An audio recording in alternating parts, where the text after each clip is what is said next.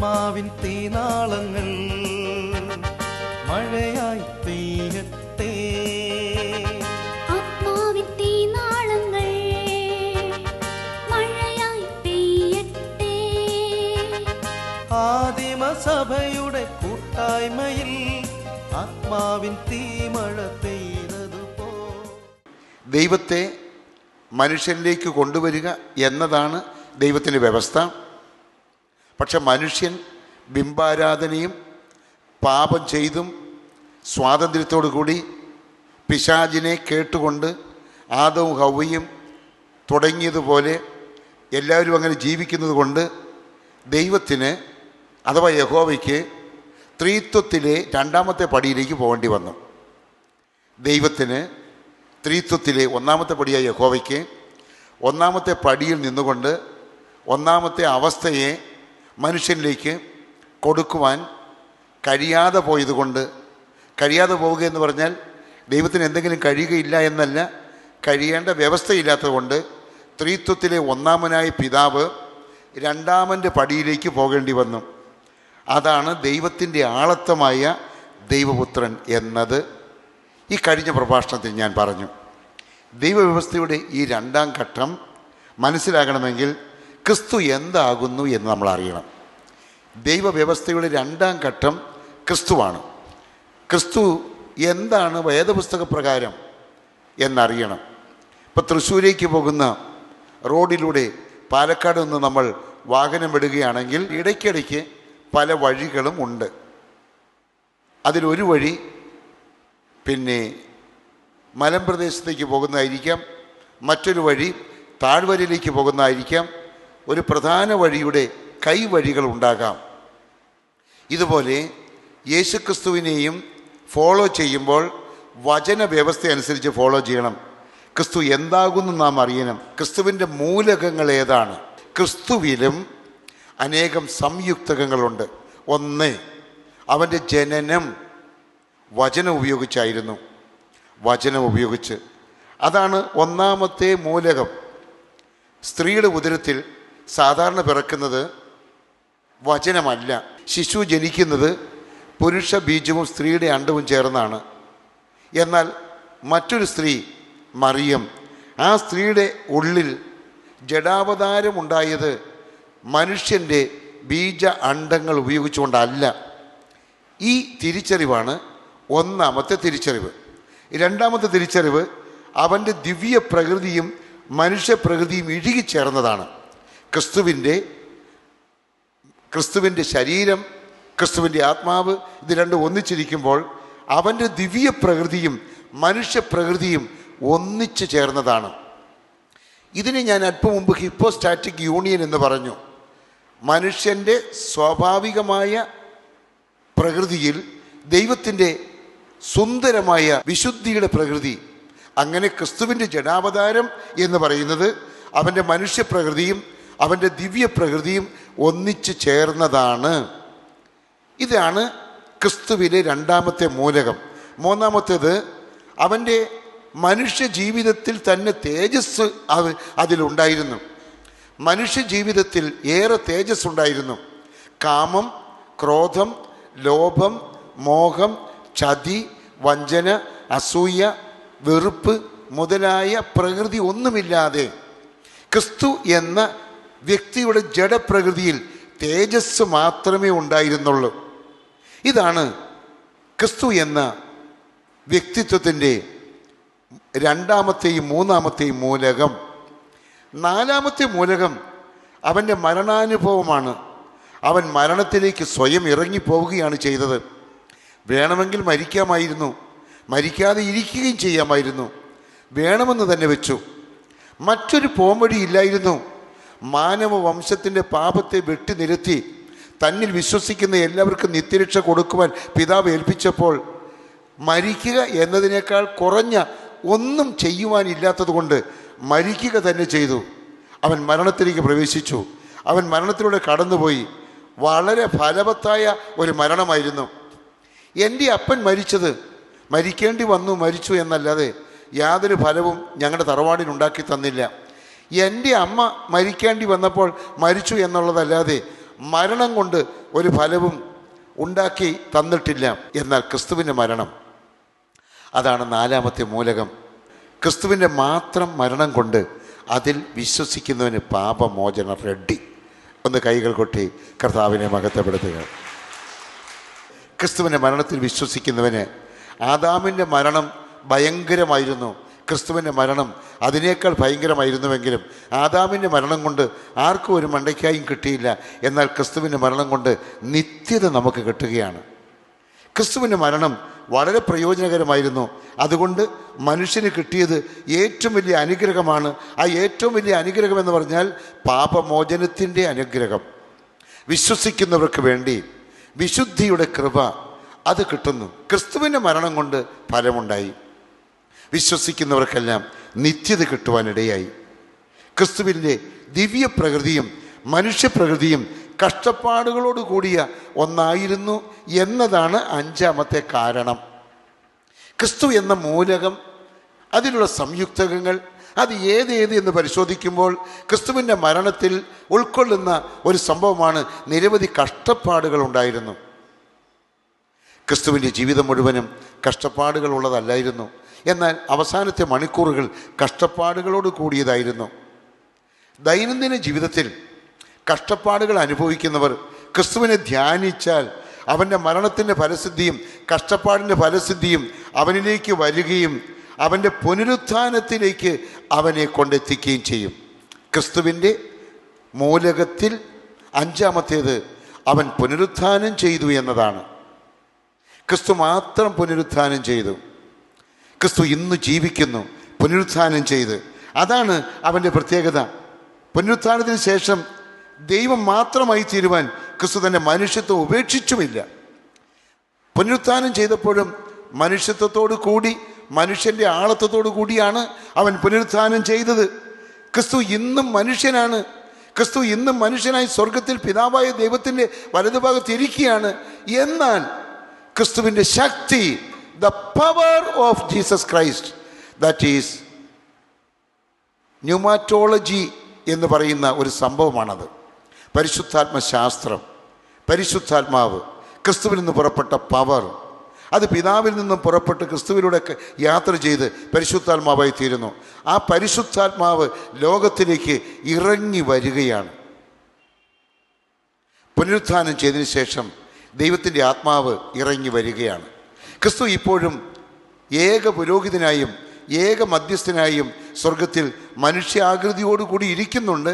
എന്നാൽ ക്രിസ്തു ആത്മാവായി ഏറ്റവും ഒടുവിൽ, അതാണ് ഏഴാമത്തെ മൂലകം, അവൻ്റെ സിംഹാസന ആരോപണത്തിന് ശേഷം ദിവ്യപ്രകൃതിയായ ക്രിസ്തു തൻ്റെ ദിവ്യപ്രഭയായ ആത്മാവിനെ ലോകത്തിലേക്ക് അയച്ചു. 7 സംയുക്തങ്ങൾ ഒന്നിച്ചു ചേർന്ന വളരെ വിശുദ്ധമായ മനുഷ്യനായി അവതരിച്ച ഈ 7 കർമ്മങ്ങളിലൂടെ അത് വിശ്വസിക്കുന്നവർക്ക് ആത്മാവിനെ പകർന്നു കിട്ടുവാൻ ആവശ്യമായ യോഗ്യതയോടുകൂടി നമുക്കൊക്കെയും ആയിരിക്കുവാൻ സാധിക്കുന്നു. പ്രിയരെ, ഇന്നത്തെ പ്രഭാഷണത്തിൻ്റെ 3ാമത്തെ സ്ഥലത്തേക്ക് കയറുന്നു. ക്രിസ്തുവിൻ്റെ വചനം മാംസം ധരിച്ച മറിയത്തിൻ്റെ ഉദരത്തിലുണ്ടായ കാര്യം ഞാൻ പറഞ്ഞു. ക്രിസ്തു ജഡാവതാരമായി തീർന്നത് രണ്ടാമത് ഞാൻ പറഞ്ഞു. മനുഷ്യപ്രകൃതി ഉണ്ടെങ്കിലും പാപപ്രകൃതി ഇല്ലാത്ത തേജസ്വിയായ അവസ്ഥ എന്ന 3ാമത്തെ കാര്യം ഞാൻ പറഞ്ഞു. 4ാമത്തേത് ക്രിസ്തുവിൻ്റെ ക്രൂശിത മരണത്തിൻ്റെ യോഗ്യത എന്ന് ഞാൻ പറഞ്ഞു. 5ാമത്തേത് ക്രിസ്തുവിൻ്റെ പുനരുത്ഥാനത്തിൻ്റെ യോഗ്യത എന്ന് ഞാൻ പറഞ്ഞു. 6ാമത്തേത് ക്രിസ്തുവിൻ്റെ സ്വർഗാരോഹണത്തിൻ്റെ യോഗ്യത എന്ന് ഞാൻ പറഞ്ഞു. 7ാമത്തേത് ക്രിസ്തുവിൻ്റെ പിതാവിൻ്റെ വലതുഭാഗത്തുള്ള ആ പ്രത്യേകമായ ഇരിപ്പ്, പിതാവിനെ പ്രതിനിധീകരിച്ചുകൊണ്ട്, മനുഷ്യർക്ക് വേണ്ടി മാധ്യസ്ഥം വഹിച്ചുകൊണ്ട്, മനുഷ്യർക്ക് വേണ്ടി പൗരോഹിത്യ ശുശ്രൂഷ ചെയ്തുകൊണ്ട്, മഹാ തേജസ്സോടുകൂടി ഏക പുരോഹിതനും ഏക മധ്യസ്ഥനുമായി പിതാവിൻ്റെ സന്നിധാനത്തിൽ ഇരിക്കുന്ന ഇരിപ്പ്. ഈ 7 മൂലകങ്ങളിൽ ഇടയ്ക്കുള്ള ക്രിസ്തുവിൻ്റെ ക്രൂശിത മരണത്തിൻ്റെ യോഗ്യത, ആ യോഗ്യതയെക്കുറിച്ചാണ് ഇന്നത്തെ ഹ്രസ്വമായ പ്രഭാഷണം. ക്രിസ്തുവിൻ്റെ ക്രൂശിത മരണത്തിൻ്റെ പ്രത്യേകത എന്താണ്? എഫ്.എസ്.സി ലേഖനം മാത്രമാണ് അതിന് ഞാൻ ഉപയോഗിക്കുന്നത്. എഫ്.എസ്.സി ലേഖനത്തിൻ്റെ 2-ാം അധ്യായത്തിൻ്റെ 13-ാം വാക്യത്തിൽ ക്രിസ്തുവിൻ്റെ ക്രൂശിത മരണത്തിൽ അവൻ്റെ രക്തം വാർന്നൊഴുകിയെന്നും അത് പാപത്തെ കഴുകിക്കളഞ്ഞു എന്നും എഫ്.എസ്.സി ലേഖനം 2:13 എഴുതി വച്ചിരിക്കുന്നു. ക്രിസ്തു എന്ന മർമ്മം ദൈവം തന്നെയാണ് എന്നത് എഫ്.എസ്.സി ലേഖനം 3-ാം അധ്യായത്തിൻ്റെ 4-ാം വാക്യത്തിൽ എഴുതി വച്ചിരിക്കുന്നു. ക്രിസ്തു എന്ന അപ്രമേയ ധനത്തെക്കുറിച്ച്, അപ്രമേയ ധനം, എണ്ണിയാലും തീരാത്ത റിസർവ് ബാങ്ക് 1000 കോടി ഒന്നിച്ചു വന്നാൽ അതിനേക്കാളും വലിയ ക്രിസ്തുവിൻ്റെ അപ്രമേയ ധനം, ക്രിസ്തുവിൻ്റെ അപ്രമേയമായ ആരോഗ്യം, ക്രിസ്തുവിൻ്റെ അപ്രമേയമായ സ്നേഹം, ക്രിസ്തുവിൻ്റെ അപ്രമേയമായ ജ്ഞാനം, ക്രിസ്തുവിൻ്റെ അപ്രമേയമായ അറിവ്, ക്രിസ്തുവിൻ്റെ അപ്രമേയമായ കൃപ, ക്രിസ്തുവിൻ്റെ അവർണ്ണനീയമായ സ്വർഗീയ സന്തോഷം, ഇതിനെക്കുറിച്ചെല്ലാം എഫ്.എസ്.സി ലേഖനം 3-ാം അധ്യായം 8-ാം വാക്യത്തിൽ പറയുന്നു. ക്രിസ്തുവിൻ്റെ സ്നേഹം, അതിൻ്റെ നീളവും വീതിയും ആഴവും പരപ്പിനെക്കുറിച്ച് എഫ്.എസ്.സി ലേഖനം 3:19 പറയുന്നു. ക്രിസ്തുവിൻ്റെ സമ്പൂർണതയെക്കുറിച്ച് എഫ്.എസ്.സി ലേഖനം 4:12 പറയുന്നു. ക്രിസ്തുവിൻ്റെ ശരീരമാകുന്ന സഭയെക്കുറിച്ച് എഫ്.എസ്.സി ലേഖനം 4:13 പറയുന്നു. ക്രിസ്തുവിൻ്റെ രാജ്യത്തെക്കുറിച്ച് എഫ്.എസ്.സി ലേഖനം 5:5 പറയുന്നു. ക്രിസ്തുവിനെ പരിമിതമായ സമയം കൊണ്ട് വെളിപ്പെടുത്തുവാൻ ശ്രമിച്ചിട്ട് ക്രിസ്തു എന്ന സംയുക്തകത്തിൽ 7 മൂലകങ്ങളുണ്ട് എന്ന് പറയുന്ന പോലെ ആ 7 മൂലകങ്ങളിൽ ഒന്നായ ക്രിസ്തുവിൻ്റെ മരണത്തെ ഇങ്ങോട്ട് എടുത്തിട്ട് ക്രിസ്തുവിൻ്റെ മരണത്തിൽ 7 സവിശേഷതകളുണ്ട് എന്ന് എഫ്.എസ്.സി ലേഖനം ഉപയോഗിച്ചുകൊണ്ട് ഞാൻ പറയുകയാണ്. ക്രിസ്തുവിൻ്റെ രാജ്യത്തെക്കുറിച്ച് എഫ്.എസ്.സി ലേഖനം 5:5 പറയുന്നു. ക്രിസ്തുവിൻ്റെ ശരീരത്തെക്കുറിച്ച് അത് സഭയാണ്, ചർച്ച് ഓഫ് ഇറ്റേണിറ്റിയാണ്, അത് സഭയാണ്, ചർച്ച് ഓഫ് ഇറ്റേണിറ്റിയാണ്. അത് എഫ്.എസ്.സി ലേഖനം 4:13 ക്രിസ്തുവിൻ്റെ സമ്പൂർണതയെക്കുറിച്ച് അത് സ്നേഹമാണ്, അത് കൃപയാണ്, അത് പൂർണ്ണതയാണ്. എഫ്.എസ്.സി ലേഖനം 4:12 ക്രിസ്തുവിൻ്റെ ലൗവിനെക്കുറിച്ച്, സ്നേഹത്തെക്കുറിച്ച്, താൻ ചത്തു മീൻ പിടിക്കുവോളം ജനങ്ങളെ മുഴുവനെയും ആത്മാവിനെ കൊടുത്ത് അവസാനത്തെ തുള്ളി രക്തം പോലും ലാഭമായി വെക്കാതെ മുഴുവനായി ഒഴിച്ചു കളഞ്ഞ ക്രിസ്തുവിൻ്റെ സ്നേഹത്തെക്കുറിച്ച് എഫ്.എസ്.സി ലേഖനം 3:19 ക്രിസ്തുവിൻ്റെ അപ്രമേയ ധനത്തെക്കുറിച്ച്, എഫ്.എസ്.സി ലേഖനം 3:8 ക്രിസ്തു എന്ന മർമ്മത്തെക്കുറിച്ച്, എഫ്.എസ്.സി ലേഖനം 3:4 ക്രിസ്തുവിൻ്റെ രക്തത്തെക്കുറിച്ച്, എഫ്.എസ്.സി ലേഖനം 2:13 ഇങ്ങനെ 7 കാര്യങ്ങൾ പറഞ്ഞിട്ട് അവൻ നമ്മുടെ സമാധാനമാണ്. ക്രിസ്തുവിൻ്റെ മരണത്തെക്കുറിച്ചാണ് പറയുന്നത്. എഫ്.എസ്.സി ലേഖനം 2:14 അവൻ നമ്മുടെ സമാധാനമാണ്. ക്രിസ്തുവാണ് നമ്മുടെ സമാധാനം. ഓക്കെ, ഐക്യരാഷ്ട്രസഭ യുദ്ധങ്ങൾ ഉണ്ടാകാതിരിക്കാൻ പറ്റുന്ന പോലെ പരിശ്രമിച്ചോട്ടെ, എന്നാൽ ക്രിസ്തു പരിശ്രമിച്ചാൽ യുദ്ധമുണ്ടാവുകയില്ല. പഞ്ചായത്ത് മെമ്പർമാരും പഞ്ചായത്ത് പ്രസിഡന്റുമാരും എം.എൽ.എമാരും അടുത്ത പോലീസ് സ്റ്റേഷനിലെ എസ്.ഐയോ സർക്കിളോ DYSPയോ SP-യോ ആരെങ്കിലുമൊക്കെ സമാധാനം ഉണ്ടാകാൻ വേണ്ടി ശ്രമിച്ചോട്ടെ. പക്ഷേ ക്രിസ്തുവാണ് നമ്മുടെ സമാധാനമെന്ന് 2-ാം അധ്യായത്തിൽ എഫ്.എസ്.സി ലേഖനത്തിൽ 14-ാം വാക്യത്തിൽ പറയുന്നു. ഒരാൾക്ക് നമ്മുടെ സമാധാനമാകാൻ കഴിയുമോ? പഞ്ചായത്ത് പ്രസിഡന്റ് സമാധാനം ആശംസിച്ചിട്ട് പഞ്ചായത്ത് പ്രസിഡന്റിൻ്റെ വീട്ടിലേക്കാണ് പോവുക. എം.എൽ.എ സമാധാനം അതിനുള്ള ഏർപ്പാടുകൾ ചെയ്തിട്ട് എം.എൽ.എ ക്വാർട്ടേഴ്സിലേക്കോ തൻ്റെ വീട്ടിലേക്കോ ആണ് പോവുക. എന്നാൽ യേശു ക്രിസ്തു സമാധാനം ആശംസിച്ചിട്ട് എങ്ങോട്ടും പോവുകയല്ല. യേശു ക്രിസ്തു സമാധാനം ആർക്ക് വേണമോ അവൻ്റെ ഉള്ളിൽ വസിക്കുകയാണ്, അവൻ്റെ അകത്തേക്ക് കയറിയാണ്. ക്രിസ്തു നമ്മുടെ സമാധാനമാണ് എന്ന് പറയുന്നതിൻ്റെ അർത്ഥം അവൻ പിന്നെ ക്രിസ്തുവിനാണ്. ഒരു പുറജാതി ക്രിസ്തുവിനെ സ്വീകരിക്കുമ്പോൾ അവൻ പുറജാതിയല്ല, അവൻ അകജാതിയാവുകയാണ്, അവൻ ക്രിസ്തുവിനായിത്തീരുകയാണ്. വേറെ വാക്കിൽ പറഞ്ഞാൽ ശത്രുത്വത്താൽ ഭിന്നിച്ചിരുന്ന വിശ്വസിക്കുന്ന യഹൂദനും മീഖ പ്രവാചകൻ 5:5 തിരുവെടുത്ത്, മീഖ പ്രവാചകൻ 5:5 തിരുവെടുത്ത്, ശത്രുത്വത്താൽ ഭിന്നിച്ചിരുന്ന വിശ്വസിക്കുന്ന യഹൂദനും വിശ്വസിക്കുന്ന പുറജാതി ഇപ്പോൾ ക്രിസ്തുവിൽ ഒന്നാണ്. അങ്ങനെ മീഖ പ്രവചിച്ചതുപോലെ ഒരാളാണ് നമ്മുടെ സമാധാനം. മീഖ ആ കാര്യമാണ് പറഞ്ഞത്. നമുക്ക് സമാധാനം പലര് തരുന്നില്ല, നമുക്ക് സമാധാനം പല പുസ്തകം തരുന്നില്ല. നമുക്ക് ഒരു പുസ്തകമാണ് സമാധാനം തരുന്നത്, ബൈബിൾ. നമുക്ക് ഒരാളാണ് സമാധാനം തരുന്നത്, യേശു.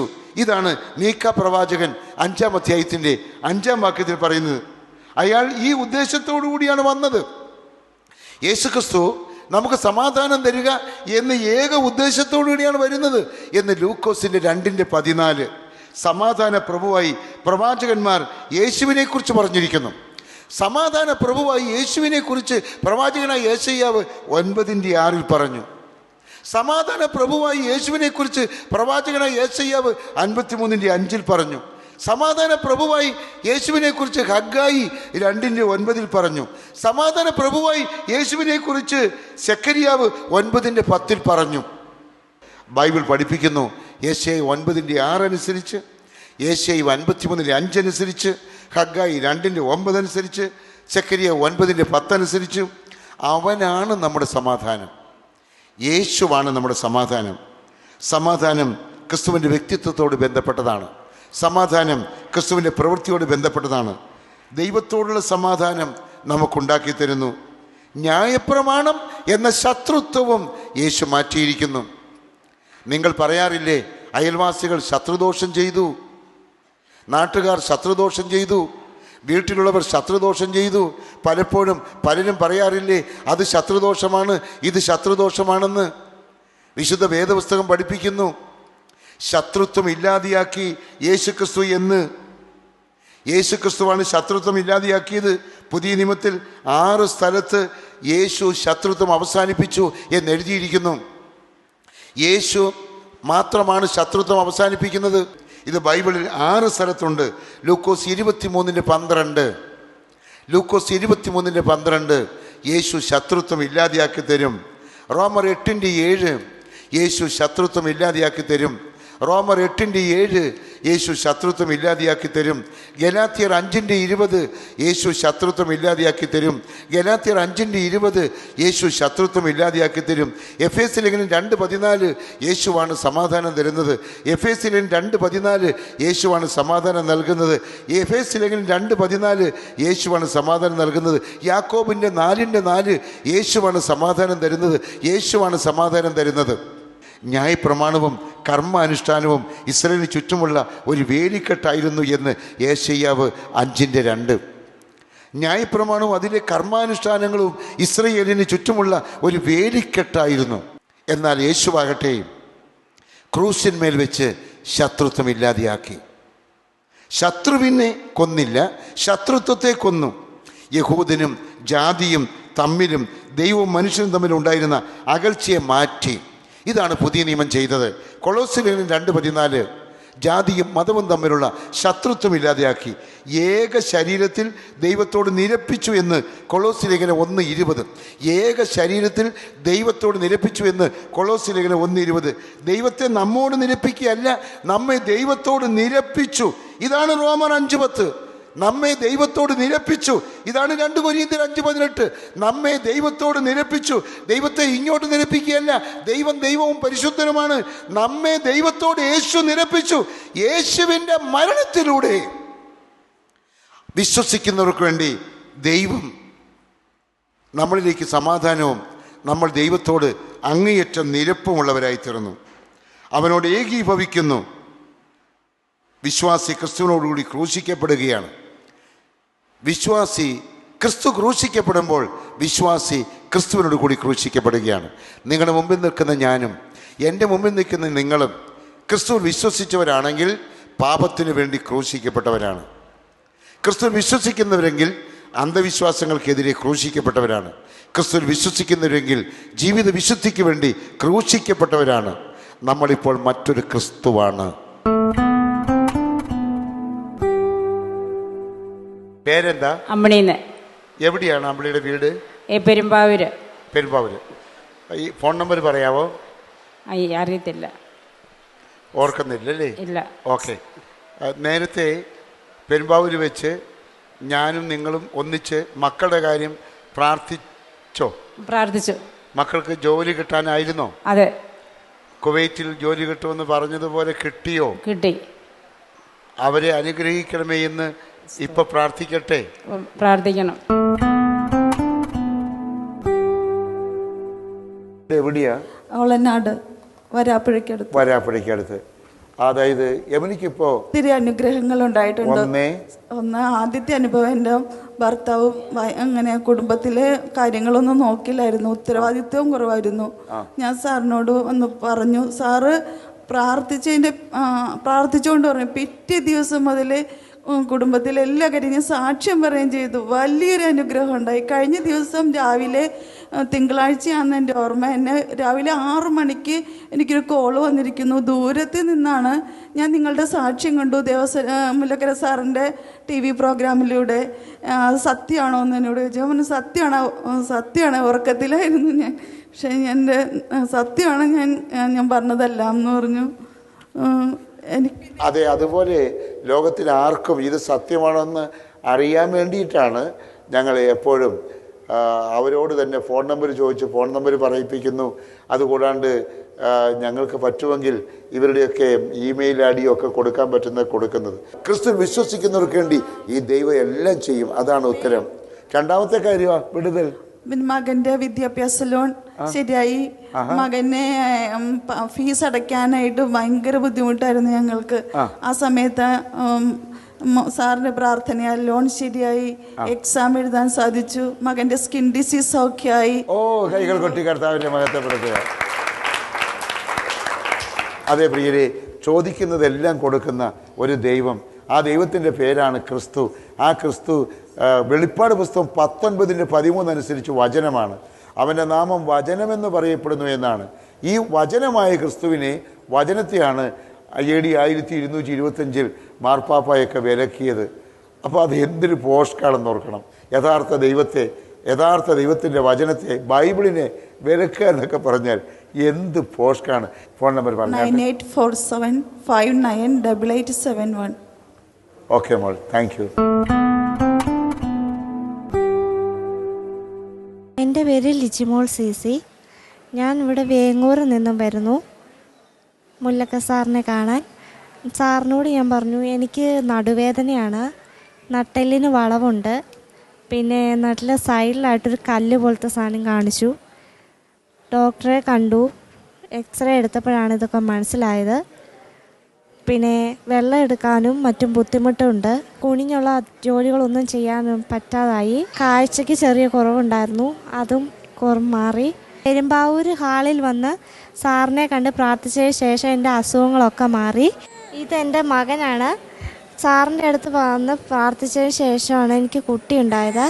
1 വർഷമായിട്ട് പ്രഗ്നൻ്റ് ആവാതിരുന്നിട്ടാണ് സാറിൻ്റെ അടുത്ത് വന്ന് പ്രാർത്ഥിച്ചത്.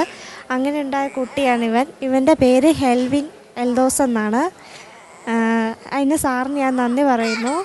എൻ്റെ phone number 99 47 35 49 50. Reverend Devasya Mullakkara sir നയിക്കുന്ന ധ്യാനം. ദാഹിച്ചു പ്രാർത്ഥിക്കും നിന്ദാസരെ, നാഥനെ വാഴ്ത്തും ഈ കൂട്ടായ്മയിൽ. ആത്മാവിൻ തീനാളങ്ങൾ മഴയായി പെയ്യട്ടെ. ആത്മാവിൻ തീനാളങ്ങൾ മഴയായി പെയ്യട്ടെ. ആദിമസഭയുടെ കൂട്ടായ്മയിൽ ആത്മാവിൻ തീമഴ പെയ്തതുപോ. ആദിമസഭയുടെ കൂട്ടായ്മയിൽ ആത്മാവിൽ തീമഴ പെയ്തതുപോ. ആത്മാവിൻ തീനാളങ്ങൾ മഴയായി പെയ്യട്ടെ. ആത്മാവിൻ തീനാളങ്ങൾ മഴയായി പെയ്യട്ടെ.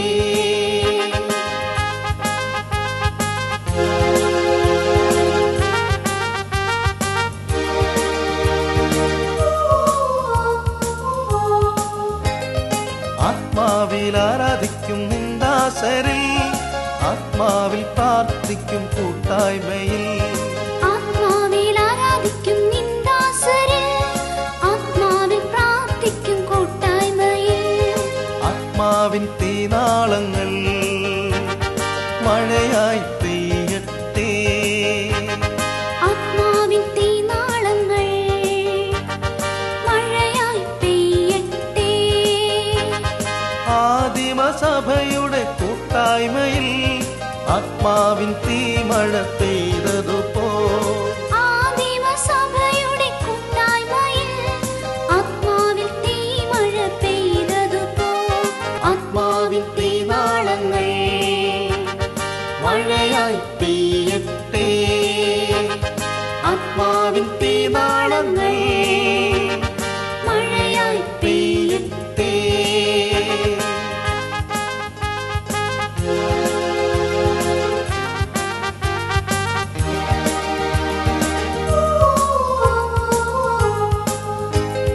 ദാഹിച്ചു പ്രാർത്ഥിക്കും നിന്ദാസരിൽ നാഥനെ വാഴ്ത്തുമി കൂട്ടായ്മയിൽ. ദാഹിച്ചു പ്രാർത്ഥിക്കും നിന്ദാസരെ നാഥനെ വാഴ്ത്തുമി കൂട്ടായ്മയിൽ ആത്മാവിൻ തീനാളങ്ങൾ മഴയായി പെയ്യട്ടെ. ആത്മാവിൻ തീനാളങ്ങൾ മഴയായി പെയ്യട്ടെ. ആദിമസഭയുടെ കൂട്ടായ്മയിൽ ആത്മാവിൻ തീമഴ പെയ്തതുപോ ആദിമസഭയുടെ കൂട്ടായ്മയിൽ ആത്മാവിൽ തീമഴ പെയ്തതുപോ ആത്മാവിൻ തീനാളങ്ങൾ മഴയായി പെയ്യട്ടെ. ആത്മാവിൻ തീനാളങ്ങൾ മഴയായി പെയ്യട്ടെ.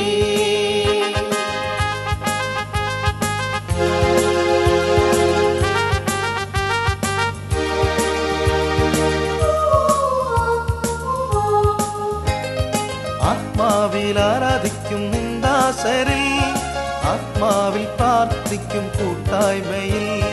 ആത്മാവിൽ ആരാധിക്കും നിന്ദാസരെ ആത്മാവിൽ പ്രാർത്ഥിക്കും കൂട്ടായ്മയിൽ ആത്മാവിൻ തീനാളങ്ങൾ മഴയായി പെയ്യട്ടെ.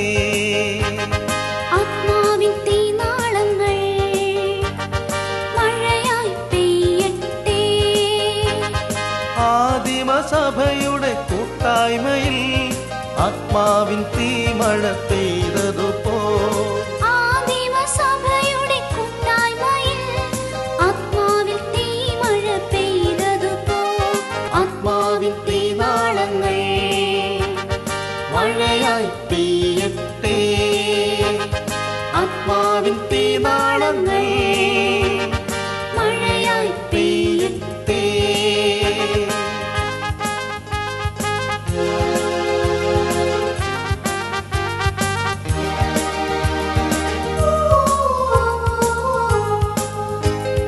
ദാഹിച്ചു പ്രാർത്ഥിക്കും നിന്ദാസരിൽ നാഥനെ വാഴ്ത്തുമി കൂട്ടായ്മയിൽ. ദാഹിച്ചു പ്രാർത്ഥിക്കും നിന്ദാസരെ നാഥനെ വാഴ്ത്തുമി കൂട്ടായ്മയിൽ ആത്മാവിൻ തീനാളങ്ങൾ മഴയായി പെയ്യ